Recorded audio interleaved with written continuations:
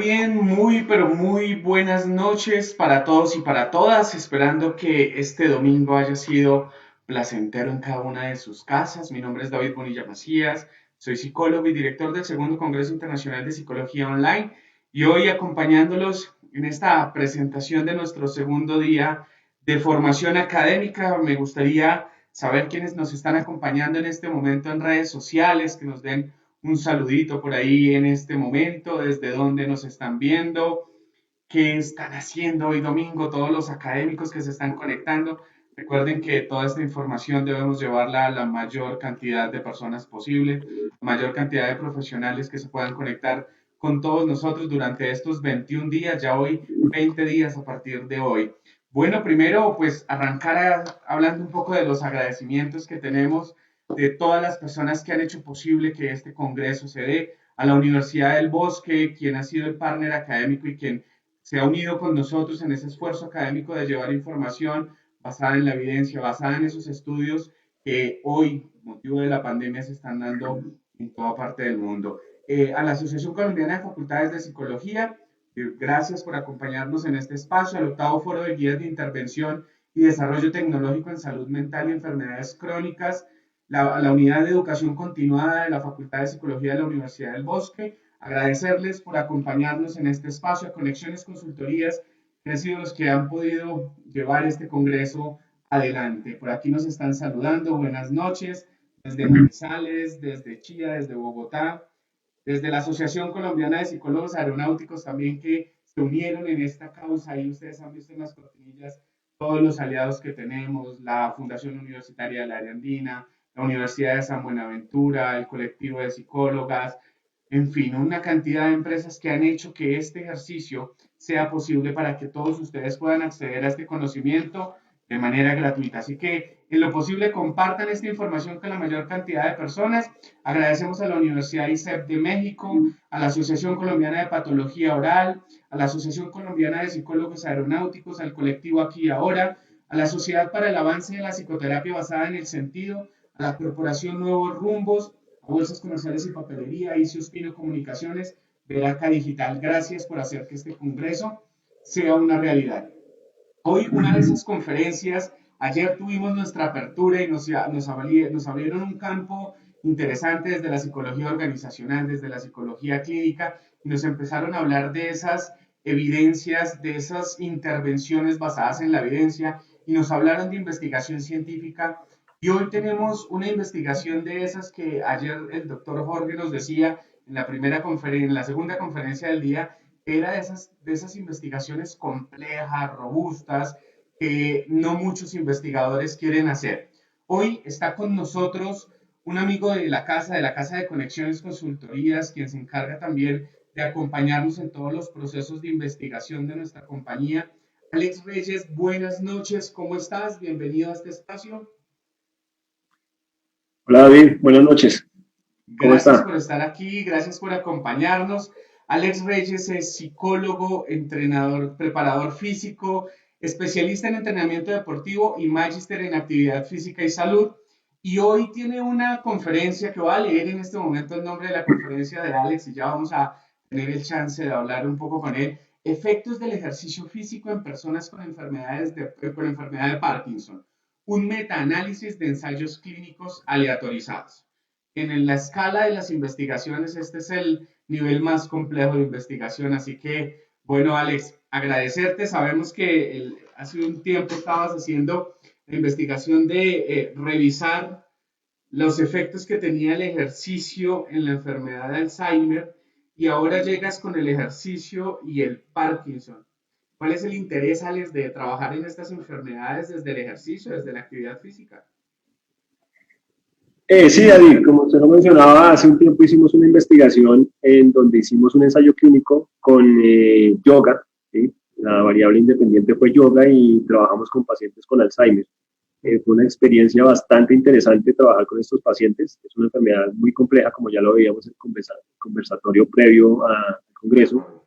Eh, y esta investigación, digamos que surge paralela a una investigación que estaban realizando o que iba a empezar a desarrollarse en la Fundación Santa Fe junto a la Universidad de los Andes, el Rosario y bueno, y otras universidades que pronto se dan en este momento, con un grupo de investigadores de muy alto perfil, en donde iban a hacer un ensayo clínico aleatorizado con pacientes con enfermedad de Parkinson y ejercicio.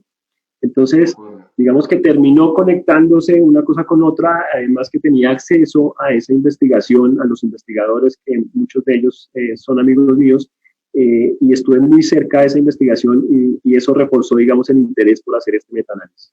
Bueno. Y digamos que al margen de eso, pues conocer sobre los efectos del ejercicio, que usted sabe que es una de mis áreas, que es la que me apasiona, igual que la psicología, desde luego, pero pues he estado mucho tiempo en el ejercicio. Entonces, conocer los efectos del ejercicio en patologías como estas, tan complejas como lo son el Alzheimer y el Parkinson, pues realmente siempre va a ser interesante, siempre va a ser apasionante. Qué bueno, Alex, pues hoy vamos a hablar de esa psicología que se encarga del deporte, de los deportistas, de las enfermedades, de cómo la actividad física influye, de cómo el ejercicio influye en la calidad de vida. Y desde ahí, pues invitar a todas las personas que se han venido conectando. Por aquí nos saludan María Lucero, Marta Lucía, Carolina, Gloria Cajiado, vamos a ver, Clarita Maldonado. Bueno, a todos los que se van conectando, no alcanzo a leer muchas de las personas que están, invitarlos a que compartan estos videos con otros profesionales, con otros psicólogos que estén interesados, con los estudiantes que vienen y que podrían servirles estas investigaciones y esta información.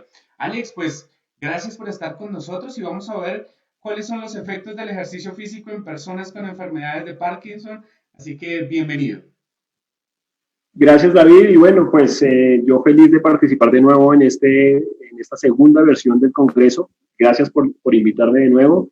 Y no puedo empezar sin antes felicitarlo por esta iniciativa. Definitivamente poder cerrar la brecha entre lo que pasa con la investigación, lo que pasa con la ciencia, digamos, y en la conexión con la población en general, que ya lo mencionaban ustedes en la conversación de ayer. Eso es clave porque es que mucha de esta información, mucha de la investigación se queda como por allá, ¿no? Como muy lejos, como que los investigadores están por allá, pero la población en general a esa población no le llegamos. El problema lo estamos teniendo nosotros porque no logramos traducir en términos simples los resultados de las investigaciones y cambiar un poco ese lenguaje tan técnico que utilizamos y que es necesario en la investigación.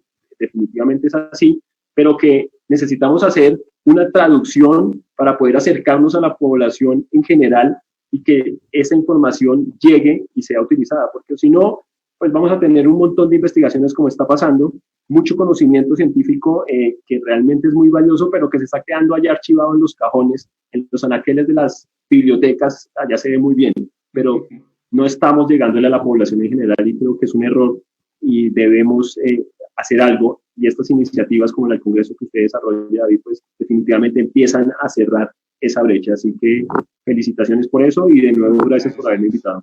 No, es todo un gusto. Muchas gracias a ti. Entonces, gracias, David. Entonces, pasemos ya al tema, vamos a hablar de un metaanálisis de ensayos clínicos aleatorizados.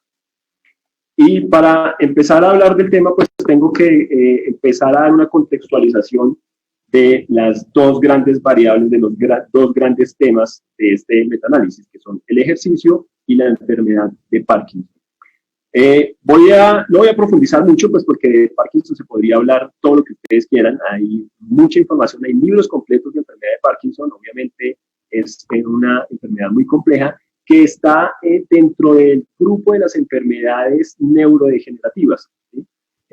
Ahí encontramos otras enfermedades como las encefalopatías espongiformes transmisibles, una muy conocida, la bovina, más conocida, digamos, en el común como la enfermedad de las vacas locas, pero en este grupo de las enfermedades neurodegenerativas también está la enfermedad de Huntington, está la enfermedad de Alzheimer, está la esclerosis múltiple, la esclerosis lateral amiotrófica, el síndrome de Korsakoff, que es un síndrome que se produce o que lo presentan las personas que han consumido mucho alcohol durante su vida, así que cuidado con el consumo de alcohol. Si usted es de los que toma mucho traguito, le gusta mucho el aguardientico, cuidado porque el síndrome de Korsakoff aparece en personas que han consumido o que consumen mucho alcohol. Y se debe básicamente a un déficit en la tiamina, la vitamina B1, que no es producido por el alcohol, es decir, el alcohol no desencadena directamente el síndrome de Korsakoff, pero favorece porque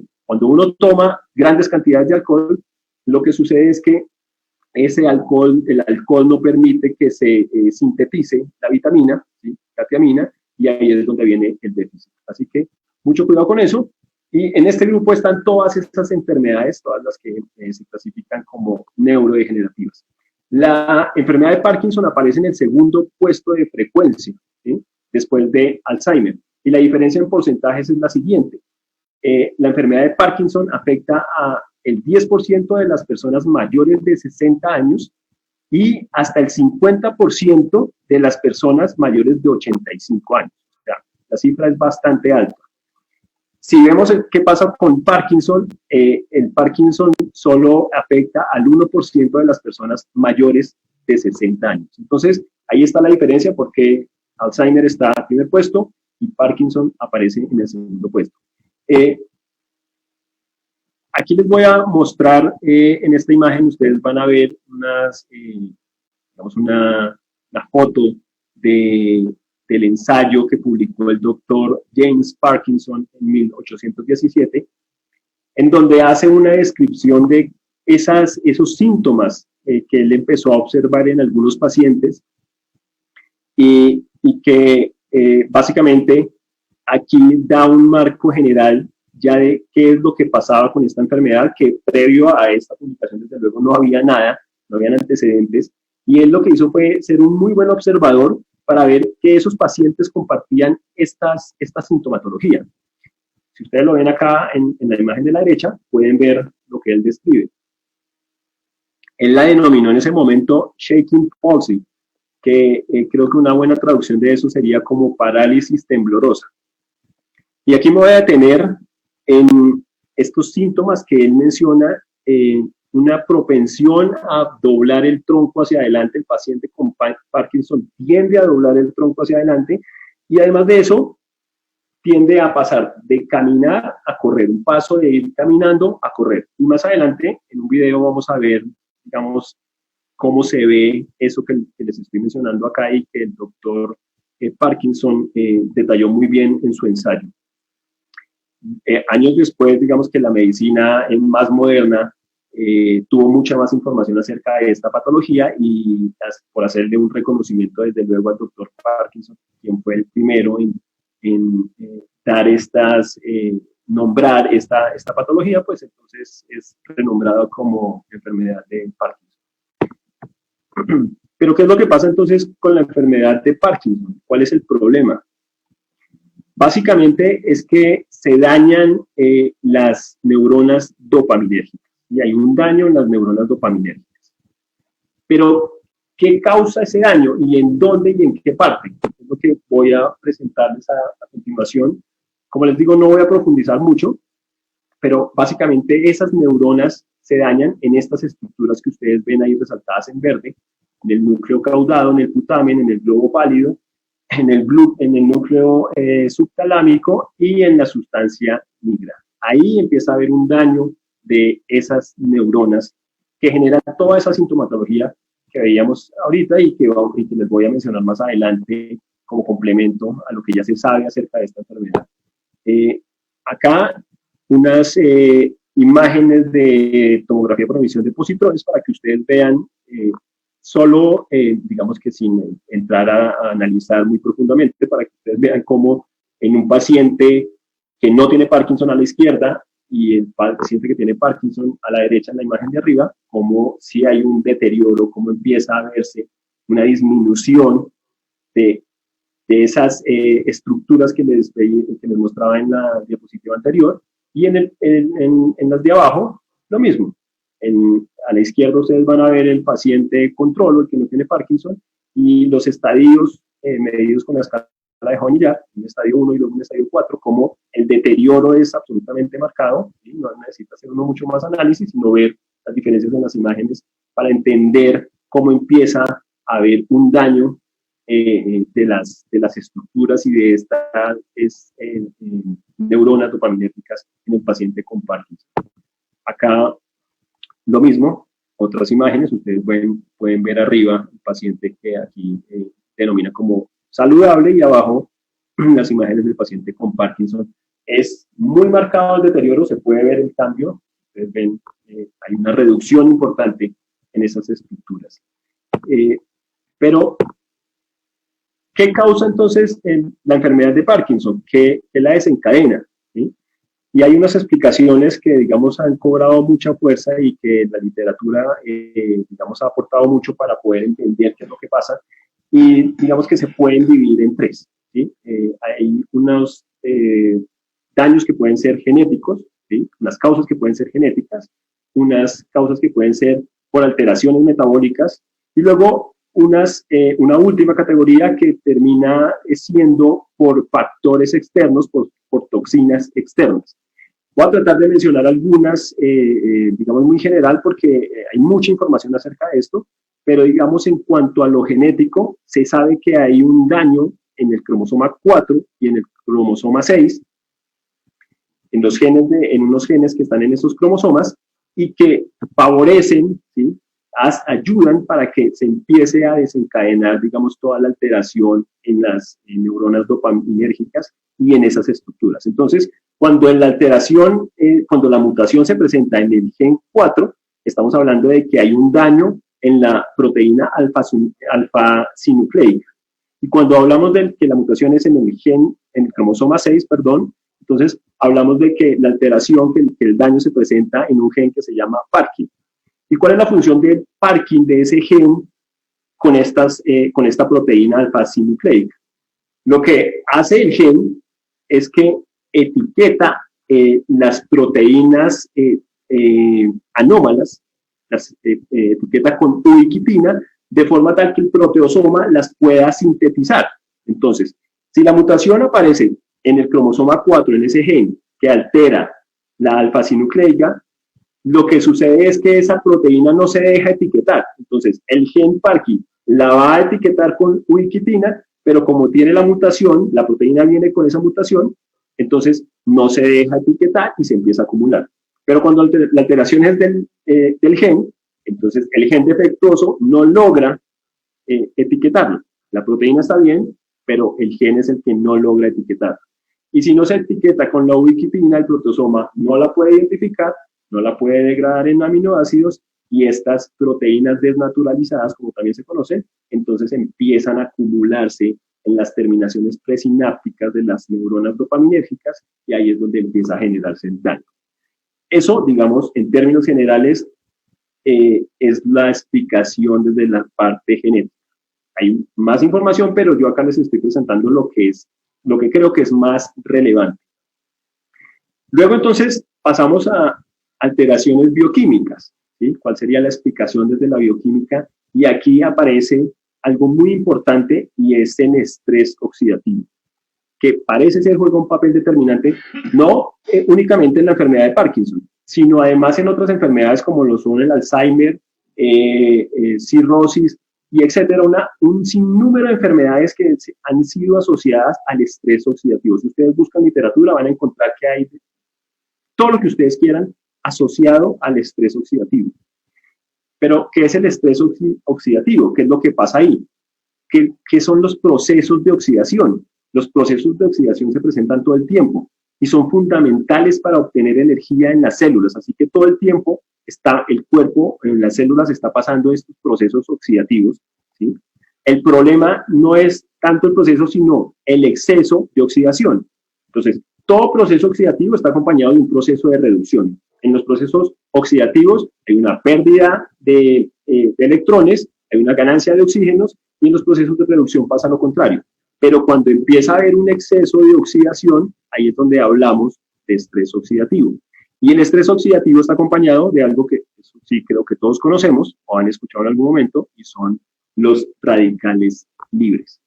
Y esos radicales libres, cuando se empiezan a acumular, empiezan a generar daño en las células y desencadenan también procesos inflamatorios. Y están asociados, como les digo, con una serie de enfermedades, un sinnúmero de enfermedades, entre los que podemos contar el Parkinson. Y aquí, entonces, abro un capítulo. Tengo que tocar el capítulo de los hábitos de vida saludables.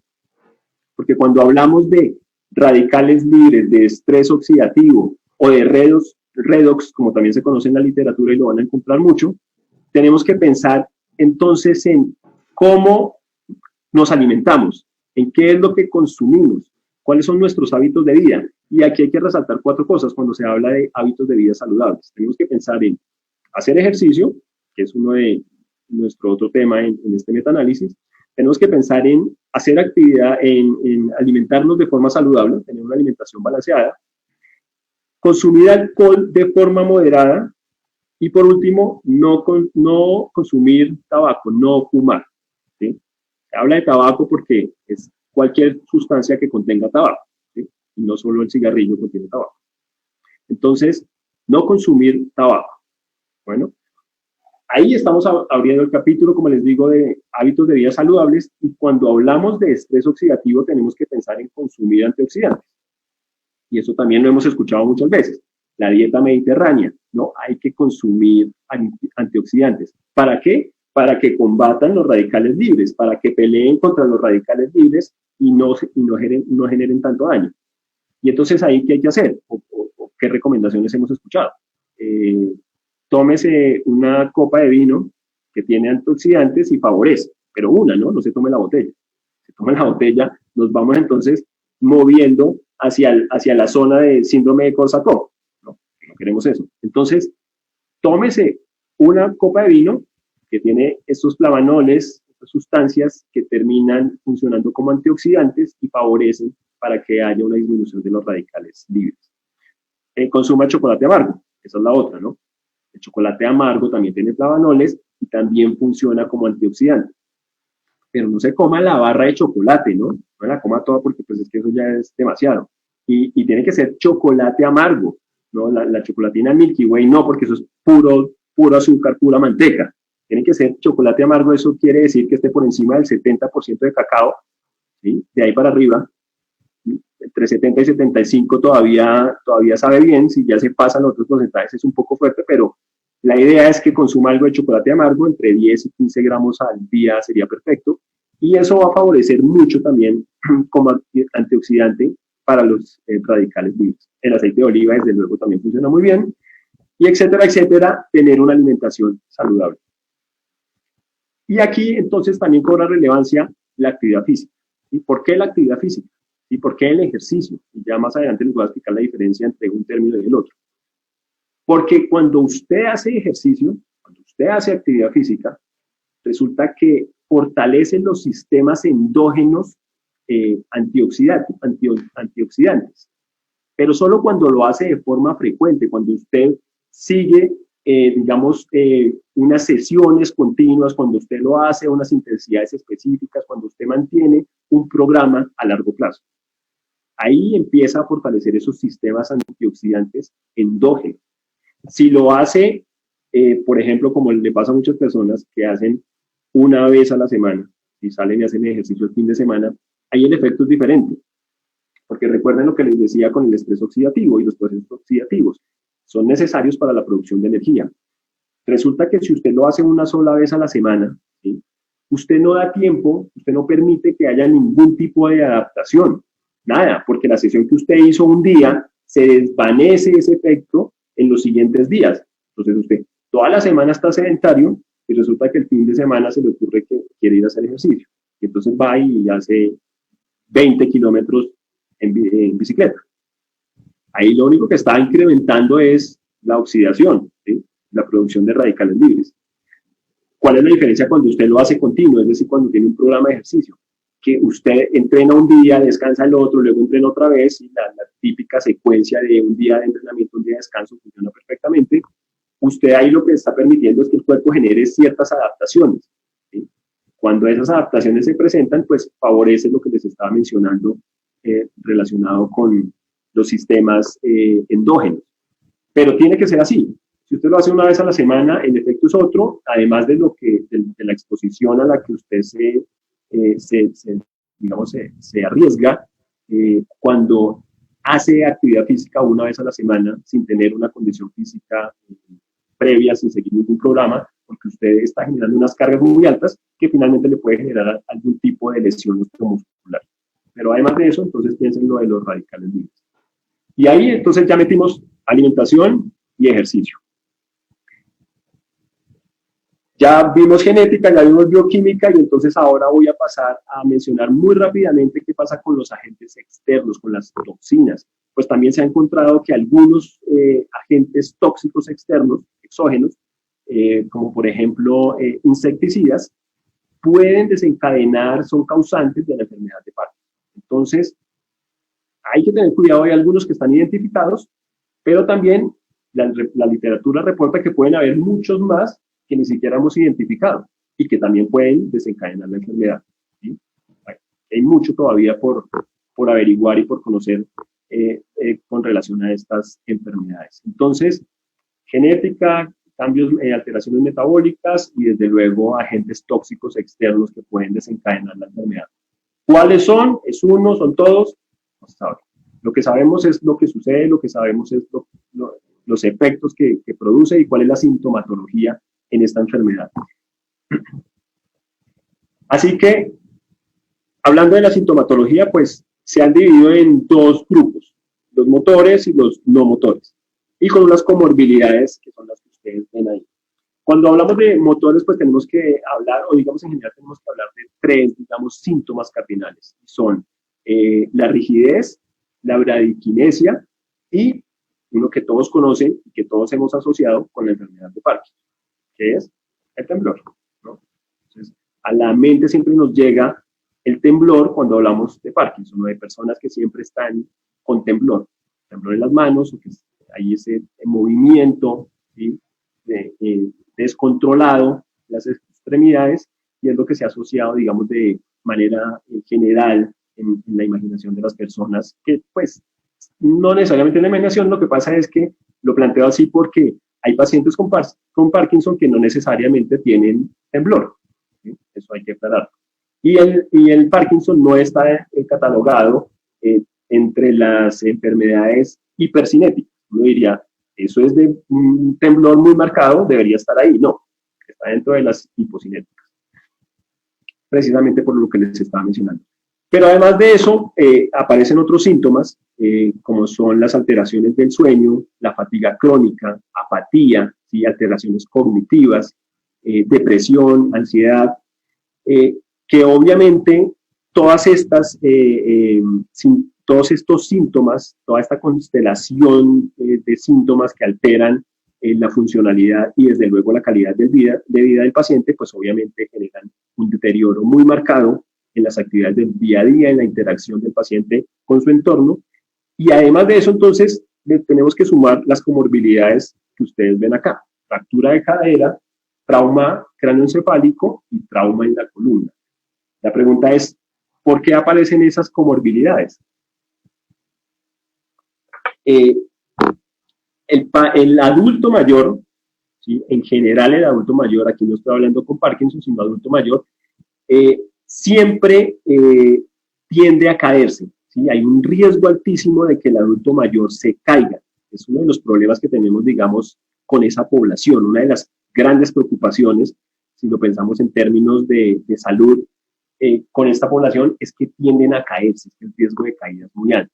¿Por qué se caen? Porque ese riesgo se incrementa en el adulto mayor, en las personas que están por encima de los 60. Pues hay varias explicaciones, ¿no? Hay unas alteraciones de todo el sistema nervioso que finalmente empiezan a generar unos cambios, se pierde el balance, se pierde la coordinación, pero una, digamos, explicación más sencilla, sin profundizar mucho en lo que pasa en el sistema nervioso, es que la masa muscular se va perdiendo a medida que va pasando el tiempo. Desde los 35 años empezamos a perder masa muscular, todos. Muchos de nosotros estamos en ese proceso, ¿sí? Es un proceso que es inevitable, pasa. Lo que uno hace es tratar de frenarlo, tratar de alargarlo un poco, ¿sí? Que no sea tan marcado. Pero si uno no hace nada, es decir, si usted no hace ejercicio, pues ese proceso se va a presentar así como les estoy diciendo, año por año, pérdida de masa muscular. Es lo que se conoce como sarcopenia. Y entonces la secuencia que se presenta cuando usted arranca con una sarcopenia es que pasa luego de perder masa muscular a la osteopenia. Y luego la osteopenia entonces pasará a la osteoporosis. Ese es esa es la línea. Empieza acá y termina acá. Y cuando llega acá, es decir, a la osteoporosis, pues ustedes ya saben lo que pasa con la osteoporosis. Ya saben internamente qué sucede con un hueso que tiene osteoporosis. Es un hueso frágil, es un hueso que no resiste impactos, que se puede romper con mayor facilidad. Entonces, ¿qué tenemos que hacer? Proteger la masa muscular.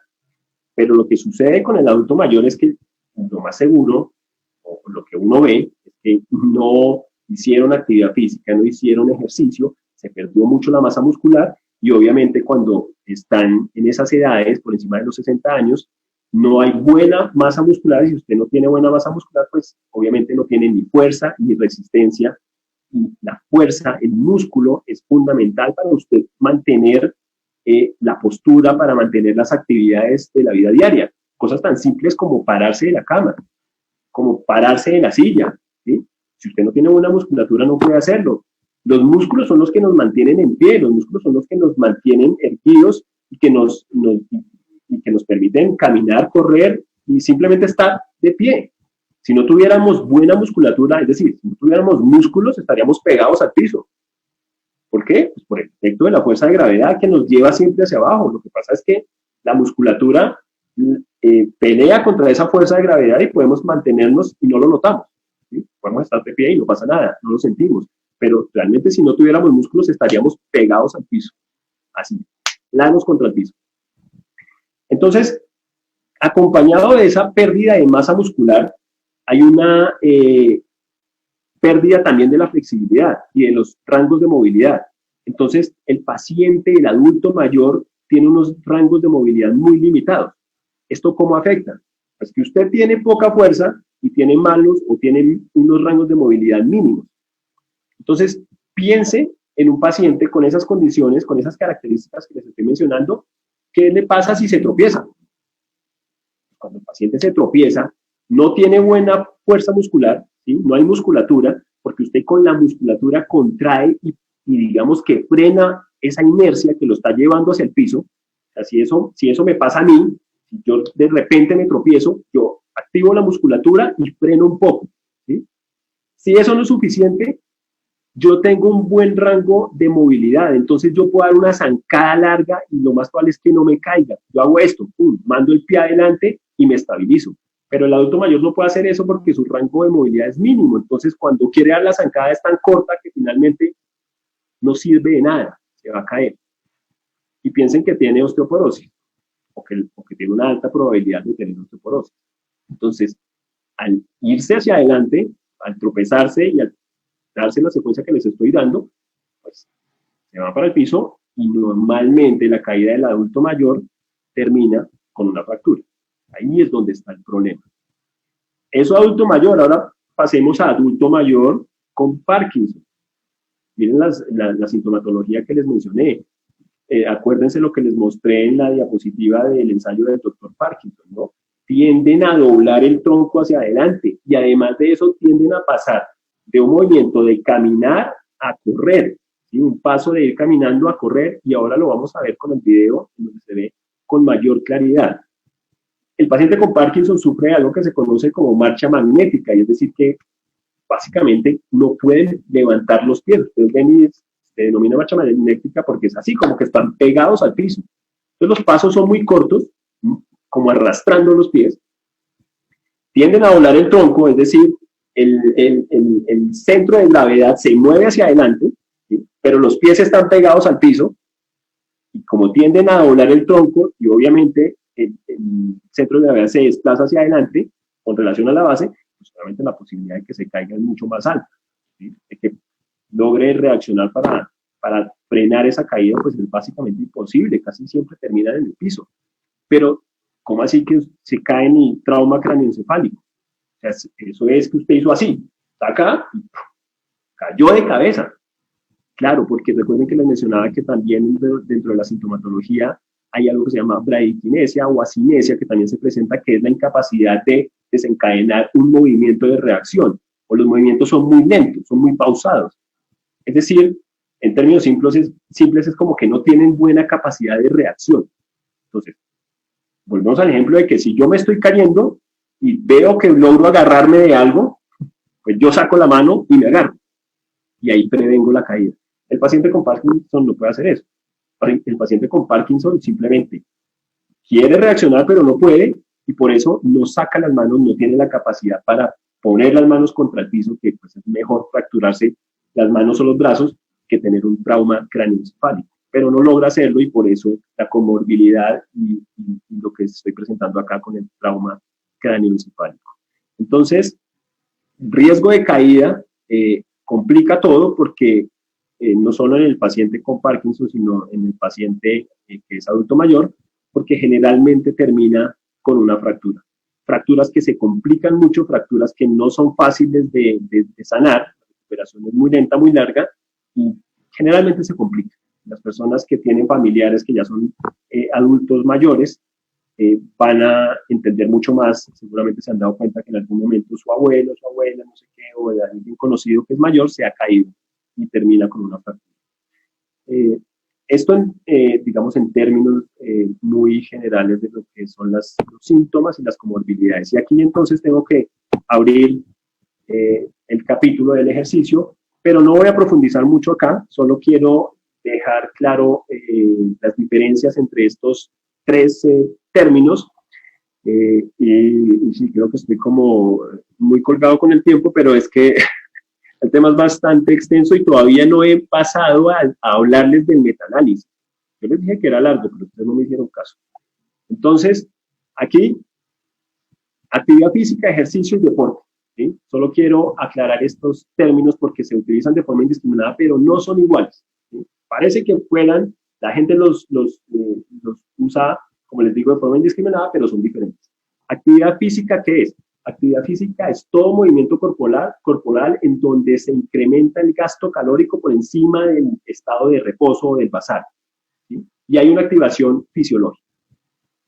Un ejemplo, si yo estoy acá sentado, que estoy en reposo, y de repente digo, ¿sabe qué? Voy a barrer.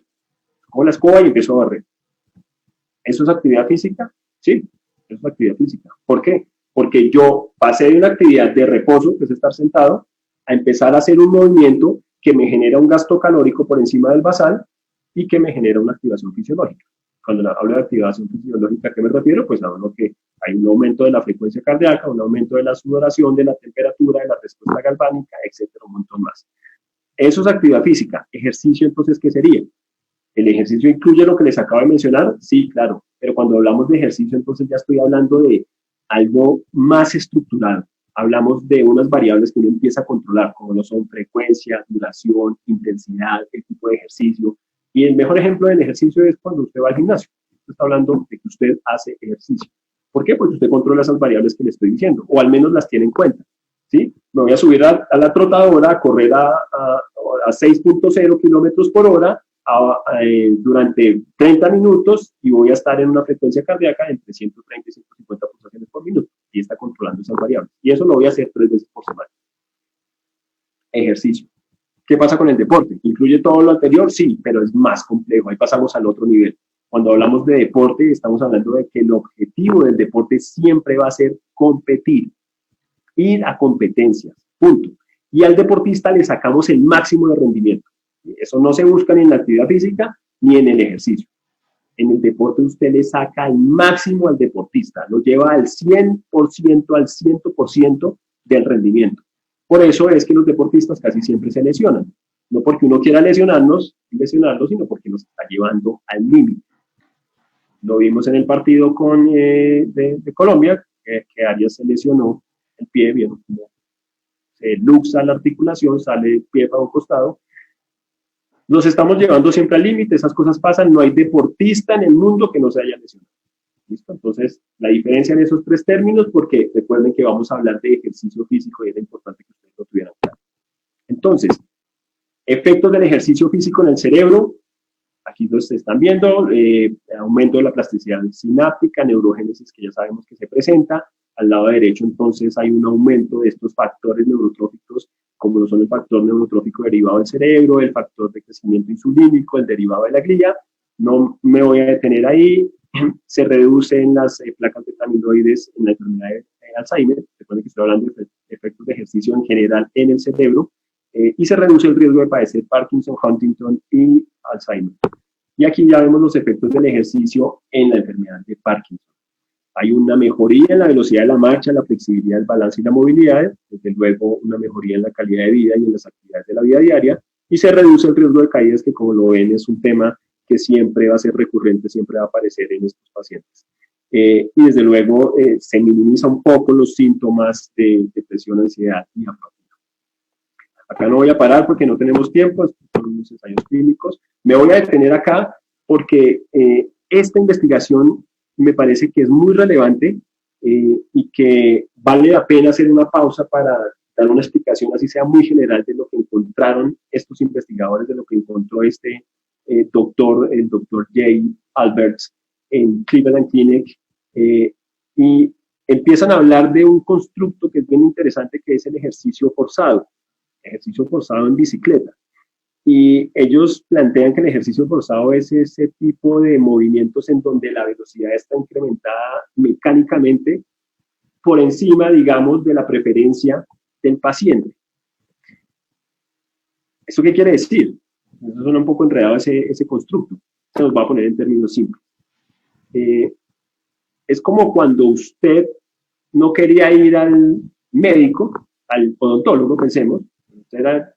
Cuando uno era niño y no quería ir al odontólogo y la mamá lo estaba llevando. Entonces usted salía y iba un paso ahí, ¿no? Todo frenado como de tortuga. Usted prefería ir a esa velocidad, pero resulta que su mamá no quería que usted fuera a esa velocidad porque tenía afán. Entonces su mamá lo coge del hombro y literalmente lo arrastra, ¿no? Lo está empujando. Es decir, usted ahí estaba haciendo ejercicio forzado y no lo sabía. Usted quería ir a una velocidad, pero su mamá lo llevaba a otra, ¿sí? Eso es un muy buen ejemplo, que les acabo de dar, es un muy buen ejemplo de más o menos lo que es el ejercicio forzado. El paciente quiere ir a una velocidad, preferiría ir a una velocidad en la bicicleta, pero el investigador o el pacer que está ahí en la bicicleta tándem, esto es bicicleta de esas que tienen dos puestos, lo lleva a una velocidad más alta de lo que el paciente prefiere. Por eso lo denominaron ejercicio forzado. Yo esto lo hago mucho con mis deportistas cuando subo Monserrate, por ejemplo, que empiezan a quedarse, ¿sí? Empiezan a bajarle a la velocidad y yo por detrás literalmente los estoy empujando. Entonces empiezan a ir como que van así, ellos prefieren ir más lento, pero yo no los dejo, yo los empiezo a empujar. Ahí los estoy haciendo ejercicio forzado. ¿Sí? Prefieren ir a una velocidad diferente a la que yo los quiero llevar. Y este doctor lo que encontró es que los pacientes que hacían bicicleta, ¿sí? Que hacían un trabajo, que hacían ejercicio en bicicleta, tenían unos efectos directos sobre la sintomatología, es decir, se subían a la bicicleta y el efecto era inmediato. La reducción en los síntomas motores y en otros síntomas de la enfermedad se veían automáticamente cuando hacían bicicleta. Y por eso es que hago la pausa en esta investigación, porque yo creo que estas son las investigaciones que se deben conocer, la información que uno debe transmitir y que debe llegar a la mayoría de la gente, porque si no, eso queda ya guardado y mucha gente no sabe que eso existía. Y acá entonces vamos a ver ese video en donde se va a ver bien claro qué es lo que pasa y qué fue lo que encontraron ellos con esta investigación. Medical news. Is there a clue that could help unlock the mysteries of Parkinson's disease and other neurological disorders? More than 500,000 Americans have Parkinson's, and another 50,000 are diagnosed every year. Sharon Alfonsi now on the case in today's New England Journal of Medicine, which astounded the experts. It was so amazing, the doctor shot video of it. This Parkinson's patient struggling to walk, even falling down at one point. But he swore he could ride a bike. So they took him to the parking lot, and off he went, pedaling perfectly, even executing a U-turn. This gives Parkinson's patients throughout the world reason to be optimistic. But how can you go from this 1 minute to this the next? Dr. Jay Albert's been studying the effects of pedaling on Parkinson's after his own amazing discovery. Albert, an avid cyclist, went on a 50-mile tandem bike ride with a friend who had Parkinson's. In this video shot before the ride, his friend's hand shook wildly, but afterwards, steady. So Albert started a trial at the Cleveland Clinic. Parkinson's patients pushed to pedal hard. 10 minutes, a little harder, I'll get your heart rate up. The result? An improvement in motor functions that lasted for weeks. I haven't had any meds yet today, and I was shaking pretty good. But this exercise, it's amazing. Researchers still don't know why it works. One theory, pedaling releases chemicals that improves motor function. The same theory behind this. Parkinson's patients able to dance. This is a transporting exercise. When I come here, I don't have Parkinson's. For patients, intriguing mysteries that could put a new spin on treating their disease. Sharon Alfonsi, ABC News, New York. Bueno, muy bien. Como pudieron ver en el video, realmente yo cuando lo vi quedé impresionado. ¿Ya?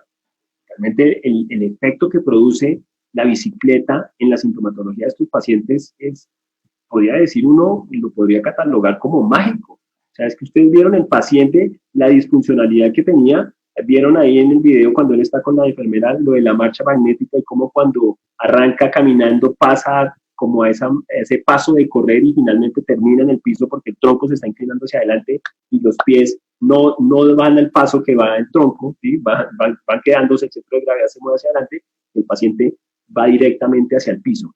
Pero fíjense que se sube a la bicicleta y se sube como si no tuviera nada. O sea, eso para un paciente que está en esas condiciones, si le podemos dar esa dosis de ejercicio que termina siendo como un tratamiento, que termina siendo como un medicamento, pues dígame si no sería algo que vale la pena compartir, que vale la pena utilizar en pacientes que tienen enfermedad de Parkinson. Por eso me parecía relevante hablar de esta investigación, porque en el metaanálisis uno no va a mencionar esto. En el metaanálisis lo que hacemos es integrar todos los estudios, ¿sí? Para sacar una conclusión como si se hubiera hecho un ensayo clínico mucho más grande y para aumentar el poder predictivo y el poder estadístico, uniendo todos los estudios. Pero esto para las personas que tienen familiares con enfermedad de Parkinson o que trabajan con estos pacientes, pues es muy útil. Ponga al paciente a hacer bicicleta. ¿Ya? Una bicicleta se puede conseguir muy fácil, no necesita uno de unos equipos muy sofisticados, y el efecto que va a tener el paciente pues, realmente es increíble. Ustedes lo vieron en el video. Entonces, aquí está un modelo que ellos plantean de qué es lo que puede pasar cuando el paciente hace bicicleta.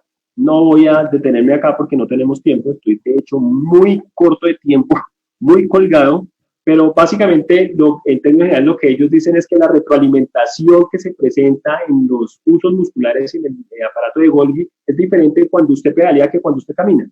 No se sabe específicamente, no se sabe con claridad qué es lo que pasa, pero parece ser que el sistema de retroalimentación es diferente y desencadena esos cambios en los síntomas que ustedes vieron, y por eso es que el paciente puede subirse, pasar de no poder caminar a subirse a una bicicleta y tener esa funcionalidad. Acá tampoco voy a parar, tampoco, y aquí vamos a empezar entonces a hablar ya del metaanálisis. Se tuvo en cuenta el manual de Cochrane, los lineamientos del manual de Cochrane y la declaración PRISMA, con sus 27 puntos que definen cómo es que se debe hacer un metaanálisis y una revisión sistemática. El manual de Cochrane, si me permiten las expresiones, la Biblia para poder seguir los lineamientos, los parámetros a la hora de hacer un metaanálisis y una revisión sistemática. Es un manual bastante grande, robusto, sustancioso, si quieren llamarlo. Si les interesa lo pueden buscar y se lo leen. Si tienen problemas para dormir, funciona bien, a los 10 minutos tienen sueño. No, realmente es interesante, lo que pasa es que realmente es un poco denso, pero si usted quiere hacer un metaanálisis, tiene que seguir las guías, tiene que seguir el manual Cochrane.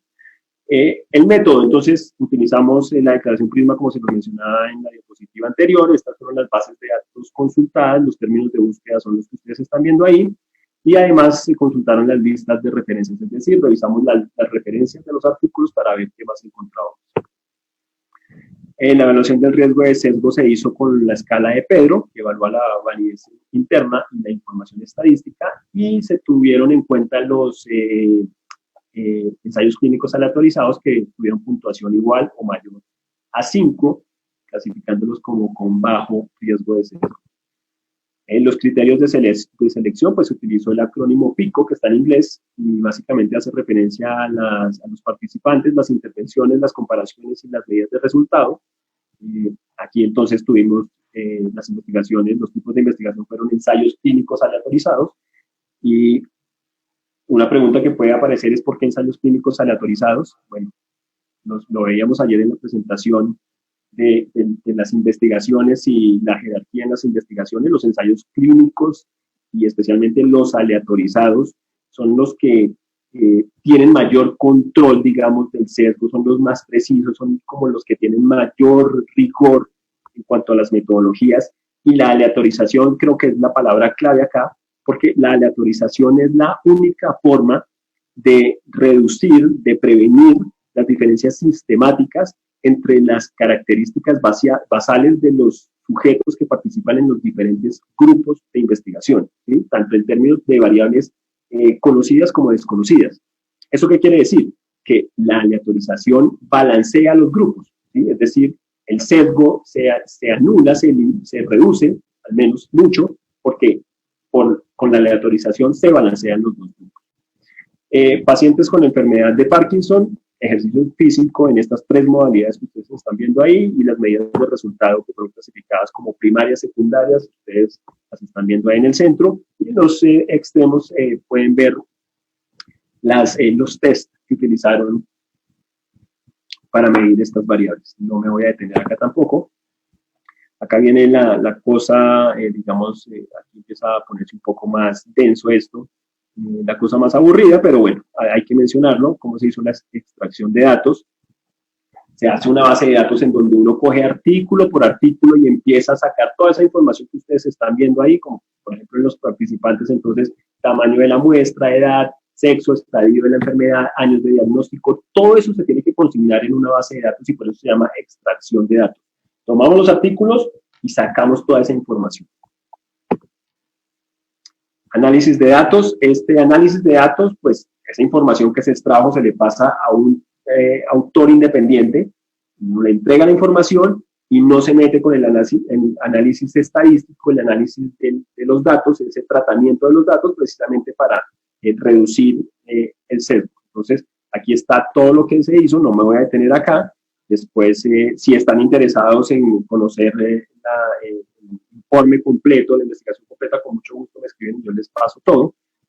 Pero esto, pues hay que mostrarlo, pero no nos vamos a detener. Resultados. Aquí, entonces, está el diagrama de flujo. Y esto, todo metaanálisis, ustedes ya habían leído antes un metaanálisis, y si no, cuando lo lean, que después de esta presentación yo sé que van a estar muy motivados para buscar metaanálisis y leerlos, van a ver que todo metaanálisis tiene este diagrama. Y en este diagrama, ¿qué está consignado? ¿Qué es lo que refleja este diagrama? Miren, arriba está la identificación. Entonces, ahí se consignan cuáles fueron los artículos que se encontraron, ¿sí?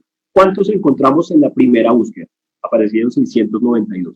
Y al lado están otros 3 de otras fuentes. Luego, miramos cuáles se duplicaron, ¿sí? Entonces, habían 3 que ya los teníamos acá, inicialmente en estos 692, y por eso finalmente quedamos con los mismos 692. Luego de eso pasa al siguiente escalón, que es el análisis. Y ahí entonces, después de tener esos 692, sacamos 636. ¿Por qué los sacamos? ¿Por qué no nos funcionaban para el metaanálisis? Porque eran revisiones sistemáticas, estudios transversales, modelos animales, y recuerden que lo que queríamos era estudios, ensayos clínicos aleatorizados con personas, por eso no nos funcionaban, y unos que eran de otro síndrome o cointervenciones. De esos nos quedaron 56, entonces pasamos a la elegibilidad. Y de esos terminamos descartando 18. ¿Por qué? Ustedes los están viendo acá en esa casilla, ese recuadro. 8 no eran ensayos clínicos aleatorizados. 1 era un artículo que estaba en curso, 11 que tenían alto riesgo de sesgo, 5 en donde los autores no respondieron cuando les escribimos para pedir el artículo completo, 4 que eran crossover, o ese diseño cruzado, diseño de investigación cruzado, no lo voy a explicar. Uno que era un protocolo, otro que era con intervención y 7 que tenían información suficiente para que finalmente nos quedáramos con 18 artículos, 18 ensayos clínicos aleatorizados que íbamos a incluir en la revisión sistemática y el metaanálisis. Acá ustedes pueden ver el análisis del sesgo con la escala de Pedro.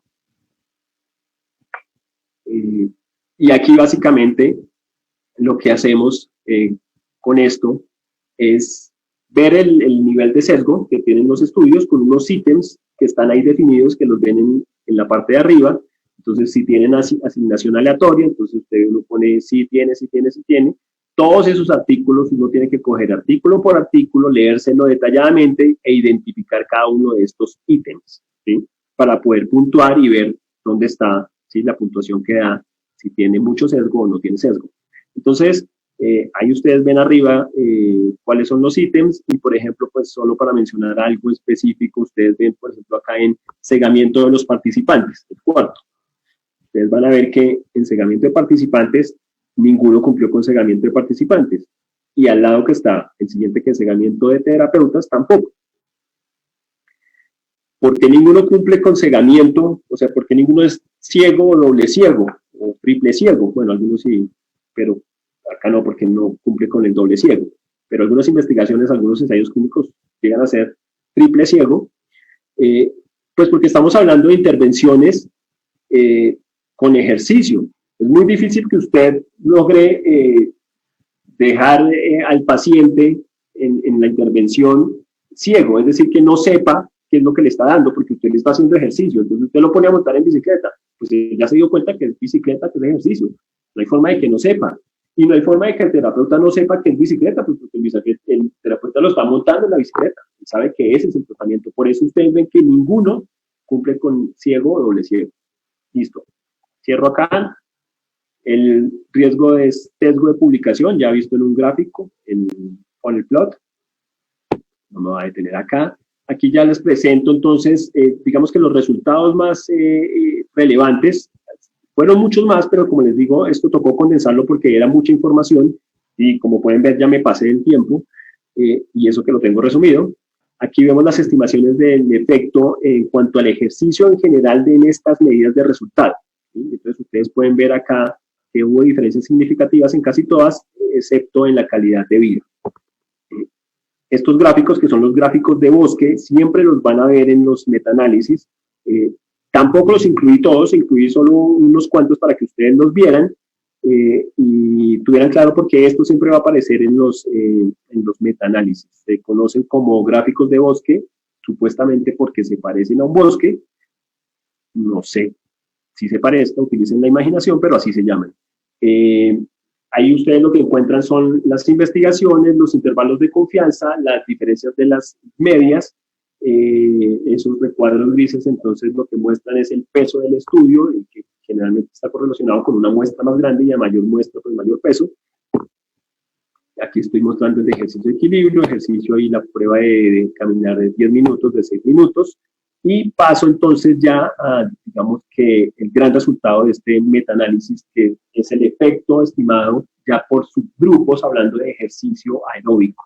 Y acá se encontró que el ejercicio aeróbico sí tiene un impacto positivo en todas estas medidas de resultado. Entonces, claramente, todo indica, todo se encamina hacia el ejercicio aeróbico. No quiere decir que las otras intervenciones no funcionen, no quiere decir que el paciente con enfermedad de Parkinson no tenga que hacer trabajo de fuerza, no tenga que hacer trabajos de resistencia o otro tipo de trabajos. Pero, sin lugar a dudas, algo pasa con el trabajo aeróbico, como lo pudimos ver en el video y como pudieron ver qué era lo que pasaba cuando este paciente hacía bicicleta, ¿sí? Que es un trabajo aeróbico, es un ejercicio aeróbico. Entonces, el metaanálisis, digamos que nos muestra la evidencia que refuerza que se encamina todo hacia el ejercicio aeróbico como una de las modalidades de ejercicio que funcionan muy bien en los pacientes con enfermedad de Parkinson. Esta es la conclusión, se las acabo de dar, y aquí una de las limitaciones del estudio, pues la heterogeneidad clínica, la variabilidad clínica, pues que la vimos precisamente con los programas de intervención, así como el uso de diferentes instrumentos de evaluación y de las propias escalas de cada uno de ellos. Si tienen alguna duda, pues con mucho gusto me pueden escribir a mis redes sociales, me buscan como Alex Reyes Coach, o si no, por las redes sociales del Congreso, el segundo Congreso Internacional de Psicología Online. Eso era todo, muchas gracias por su atención y bueno, si tienen preguntas, Bueno, aquí Alex, estoy pues casi listo para contestarlas. primero pues agradecerte realmente escuchar un metaanálisis cuando es tan complejo, cuando son una cantidad de estadísticas, creo que deben ser como unas 50, 60 estadísticas que hay que sacar, que es todas estas gráficas que usted nos mostraba, pero me parece que es muy interesante mostrarlo de esa manera porque pone muy sencillo el ejercicio científico, el ejercicio de investigación y motivar de pronto a los estudiantes que nos están viendo a que puedan interesarse por este tipo de investigaciones, que son investigaciones de escritorio finalmente, ¿no? Aquí es sentarse a hacer la tarea. Tal cual, usted lo ha dicho y es una de las críticas que le hacen a las personas que hacen este tipo de investigación, que hacen metaanálisis. Claro, este tipo se sentó al frente de un escritorio y no se movió de ahí. Ahora, se sentó mucho tiempo, ¿no? Muchas horas de trabajo hay que invertirle a esto, pero no tuvo que ir a hacer el ensayo clínico aleatorizado, no tuvo que ir a buscar los pacientes, no tuvo que hacer las intervenciones, no tuvo que hacer el pretest y el posttest y lidiar con toda la interacción, con toda la dinámica que se presenta en un ensayo clínico aleatorizado, pues claro, uno sabe que es altamente complejo, ¿sí? Este tipo cogió todo lo que los otros ya hicieron, se sentó y empezó a hacer netamente trabajo de escritorio, ¿sí? Pero así es. Y es un trabajo muy juicioso. Qué bueno ese ejercicio hecho académico, muy bueno. Aquí hay varias preguntas, Alex. Digamos que frente al metaanálisis hay un par de preguntas, pero también creo que la gente tiene preguntas frente a la experticia que tú tienes en actividad física y en ejercicio. Algunas personas felicitándote espectacular. Aquí nos preguntaban que si no podían ver el video. Recuerden que todos los videos van a estar en las redes del Congreso para que ustedes los puedan ver, los puedan compartir con otras personas. Por aquí había que si hay algunos, voy a leerlo puntualmente. Una pregunta, ¿la bicicleta también ha mostrado ser más eficiente para los pacientes con Alzheimer? Es que hay una palabra que no entiendo, de se hace que otros ejercicios físicos, me imagino yo que en diferencia con otros ejercicios físicos, la bicicleta también funciona para el paciente con Alzheimer. No, en lo que yo he revisado, no, porque fíjese además que son patologías muy diferentes, son patologías neurodegenerativas, pero lo que pasa con el Alzheimer es que se empieza a ver una acumulación de esas placas amiloides en las neuronas, ¿sí? Que destruyen la mielina, y ahí es donde empieza a haber como un cortocircuito. Piensen que en el Alzheimer lo que pasa es que, piensen en el cable de la casa, ¿no? El cable eléctrico, que empieza a perder el caucho, y empieza a quedar expuesto el cable y eso puede generar como cortocircuitos. Eso digamos que para hacerlo un poco gráfico, y me perdonan por la explicación, pero digamos que es una forma simple de entender qué es lo que pasa con las neuronas cuando esas placas empiezan a dañar la capa de mielina. Entonces, son patologías diferentes y lo que yo revisé, no he encontrado que la bicicleta tenga ese efecto, porque realmente se ha visto eso en la enfermedad de Parkinson. La enfermedad de Alzheimer, yo me atrevería a decir que es un poco más compleja. Realmente el deterioro ahí es muy marcado. Cuando nosotros tuvimos la experiencia con los pacientes en el ensayo clínico con yoga, que fue bastante interesante, pues uno ve las limitaciones que tienen son muy grandes, es muy difícil. O sea, lograr que un paciente en un estadio avanzado de Alzheimer logra hacer ejercicio, pues eso ya es bastante complejo. Entonces ahí no hay nada determinante. De hecho, nosotros en esa investigación pues encontramos cosas interesantes, pero realmente nada que fuera significativo. El deterioro y la enfermedad pues es muy, altera todo, daña todo, la funcionalidad se acaba. Ustedes saben que la memoria desaparece, la memoria procedimental se destruye. Si son pacientes que no se les olvida hacer todo lo que tenga que ver con procedimientos, ¿no? Entonces, el paciente, como para que tengan una idea clara, un ejemplo claro, el paciente con Parkinson, con Alzheimer, perdón, sabe que esto es una cuchara, pero no sabe cómo se usa, ¿sí? Es la cuchara, sí, es para comer, pero ¿qué hago con la cuchara? ¿Sí? Es la chaqueta, pero ¿cómo me la pongo? ¿Sí? Yo sé que es para cubrirme, pero el procedimiento desaparece, ¿sí? Se borró. Entonces, ya para, digamos, terminar la pregunta, cerrar la pregunta, pues no se ha encontrado, yo no vi nada que estuviera relacionado con bicicleta y efectos positivos en enfermedad de Alzheimer. Perfecto, Alex. Preguntan acá, ¿encontraron estudios que evalúen qué pasa a nivel motivacional con los pacientes cuando trabajan con el ejercicio forzado? Motivacional, no. Sí, ok, No, fíjense que en las medidas primarias y secundarias no aparece nada motivacional, aparece calidad de vida, pero no motivacional, no. Ahora, seguro debe haber un efecto, porque es que si mejora la calidad de vida, pues eso probablemente relaciona con la motivación, ¿no? Si su calidad de vida es mejor cuando usted hace cierta actividad, entonces pensemos en la bicicleta, pues usted lo más probable es que empiece a motivarse, que prefiera hacer ese tipo de actividad, pues porque le está generando un beneficio y eso automáticamente a usted lo va a motivar. Como con todo cuando hacemos y tenemos un resultado positivo, ¿no? Si yo voy al gimnasio, entreno y resulta que empiezo a ver los cambios, pues yo me motivo. ¿Y qué hago? Quiero repetir esa conducta. Entonces, yo me atrevo a decir que sí, ¿no? La respuesta es sí. Lo segundo es que aumente la motivación al hacer la práctica porque los beneficios, además, como ustedes los vieron, fueron muy marcados. El paciente, y uno lo ve cuando entrevistan a otros pacientes que han hecho bicicleta, veía la entrevista a un señor que el señor decía, cuando yo vengo acá y hago bicicleta, yo no tengo Parkinson. ¿Sí? Para mí el Parkinson acá desaparece. Claro, le dan el tratamiento con bicicleta y los síntomas automáticamente caen dramáticamente, marcadamente, de forma que el paciente empieza a ser funcional, al menos durante un periodo de tiempo que pues, es muy corto porque luego se desvanece, pero puede ser funcional por media hora, una hora, qué sé yo, y eso ya funciona. ok, Alex, bueno, muchas gracias. Aquí hay un comentario que son de esos comentarios que nos motivan a seguir en esta tarea. Eh, Alguien nos decía por acá, hoy entiendo qué interesante información, ahora comprendo más a mi madre, muchas gracias. Creo que Ajá, qué esa es la bueno. tarea y no sé, Alex, cómo te llega esa información, pero de eso se trata, Sí, de eso se trata.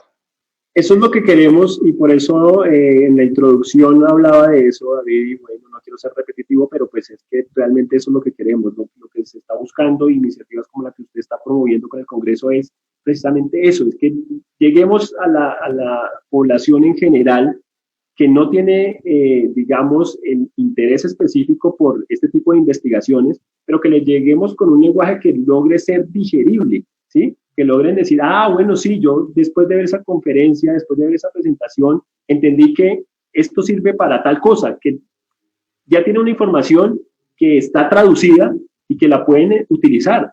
Porque es que si ustedes en este momento, las personas que nos vieron, saben que de alguien que tiene Parkinson, ¿sí? O trabajan con pacientes, o tienen un amigo o el familiar o qué sé yo, ya saben que la bicicleta funciona. No necesita ser un científico, no necesita ser un experto, no necesita ser ni entrenador, ni psicólogo que trabaje con pacientes. No, usted ya sabe que la bicicleta funciona muy bien para reducir los síntomas en estos pacientes, entonces usted le dice, oiga, yo vi que en una presentación que hacer bicicleta funciona con pacientes con Parkinson, y usted le pasa esa información a esa persona y esa persona se lo va a agradecer el resto de su vida. ¿Por qué? Porque va a empezar a utilizar ese tratamiento que le va a funcionar para ese paciente y le va a mejorar la calidad de vida, solo porque usted estuvo en esta presentación y obtuvo este conocimiento que no lo tenía antes. ¿Por qué? Porque esa información, como les digo, de esta investigación y en la que hice la pausa, pues se va a quedar allá. Nadie la va a conocer. Yo la conocí porque hice la investigación, pues yo tampoco me había enterado. Y yo estoy metido en esta área, ¿sí? Estoy hablando de ejercicio y psicología. Así Entonces, es. eso es lo que queremos. Gracias, Alex. Sí, bueno, ya estamos pasados de tiempo hoy, este Mucho. ejercicio está buenísimo. Voy a hacerte preguntas de pronto para que las podamos responder sucintas, a ver si alcanzamos a leer un buen par de preguntas. Ok. ¿El efecto de la bicicleta es temporal o es solo mientras se hace la práctica? ¿O también tiene efectos a largo plazo, a largo tiempo? No, es un efecto temporal. Es decir, cuando está en la bicicleta, como ustedes pudieron ver el video, se anulan los síntomas, ¿sí? Porque esa explicación que ellos daban de esa retroalimentación que cambia, En los pulsos musculares y en el aparato de Golgi, parece ser que por algún motivo no se sabe qué es lo que pasa porque no está identificado, pero digamos que es una aproximación a lo que puede pasar ahí. Entonces, durante la actividad física se reduce, pero además cuando paran, es decir, cuando reciben la dosis de ejercicio, se quedan un lapso de tiempo sin los síntomas, que si mal no recuerdo, en esa investigación creo que es como entre 30 minutos o 40 minutos después de haber hecho la bicicleta. Y luego otra vez empiezan a aparecer los síntomas, ¿sí? Pero pensemos que si que todavía no tenemos información acerca de eso, si se hicieran unas investigaciones a largo plazo en donde se organizan unos programas o ponen una persona y la empieza a hacer bicicleta durante un año, de pronto yo creo que teniendo en cuenta las adaptaciones y lo que pasa con el ejercicio a largo plazo, que seguramente ese tiempo se empieza a extender. Entonces ya no es 30 minutos, sino 40, 50, una hora, qué sé yo, y pues va a funcionar.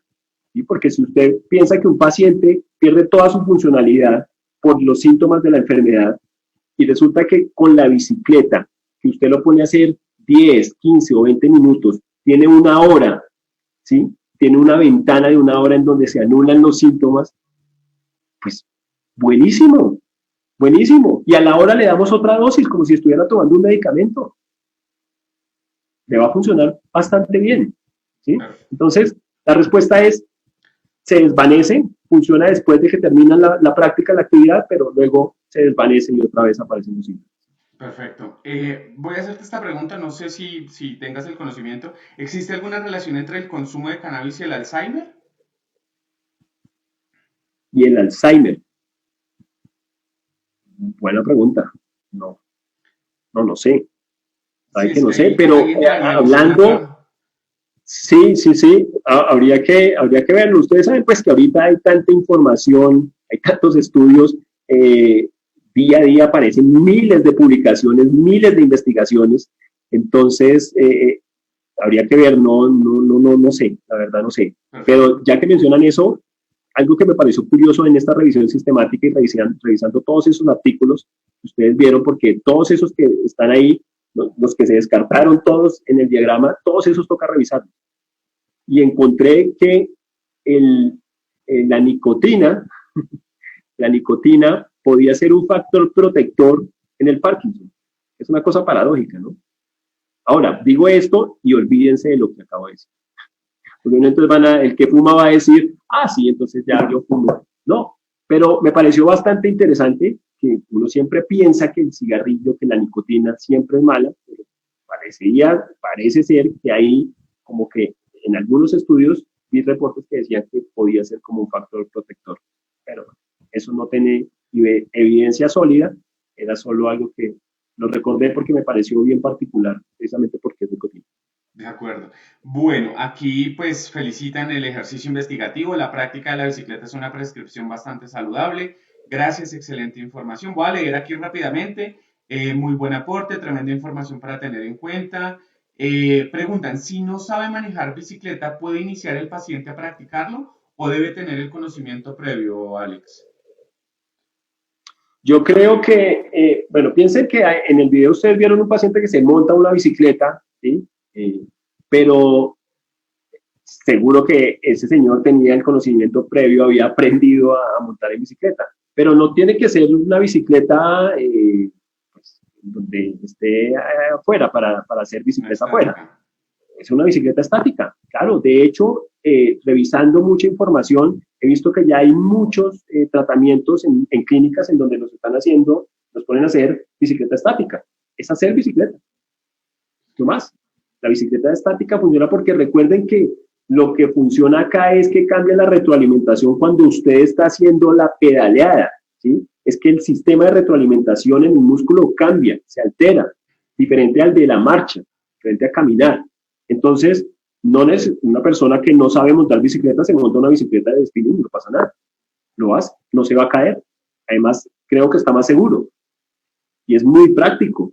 No tiene que estar expuesto a las condiciones de estar en la bicicleta afuera, en el exterior, etcétera, si llueve o no, simplemente tiene su bicicleta estática en la casa, se monta, pedalea y ahí está obteniendo el beneficio de la bicicleta.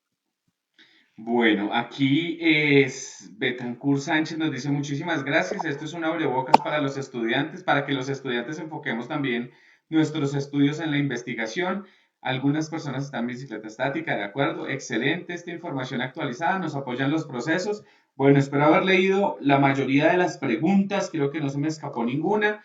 Eh, Alex, gracias por este espacio. Alex es psicólogo, preparador físico, magíster en actividad física.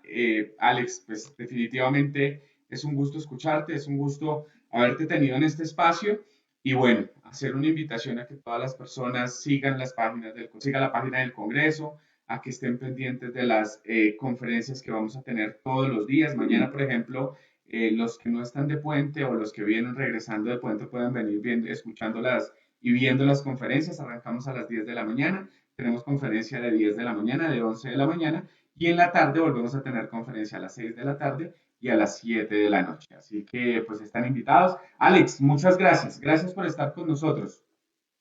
No, David, gracias a usted y bueno, un agradecimiento especial para todas las personas que se conectaron y estuvieron ahí atentos y que además participaron haciendo sus preguntas. Así que gracias a todos, de verdad. Yo feliz de participar en este congreso.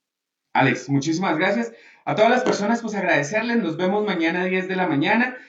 Los invitamos a que compartan estos videos, a que inviten a otros profesionales, a que inviten a otros estudiantes, a que inviten a sus familias, sobre todo. Realmente esa es la cruzada en la que estamos, a que un concepto, a que aclaren una inquietud, porque desde ahí vamos a desmitificar el qué hacer del rol del psicólogo, del qué hacer de nosotros en los diferentes escenarios donde nos movemos. Así que esa es la invitación. Un abrazo para todos. Descansen. Alex, muchísimas gracias. Cuídate mucho y seguramente Gracias, nos David. estaremos viendo.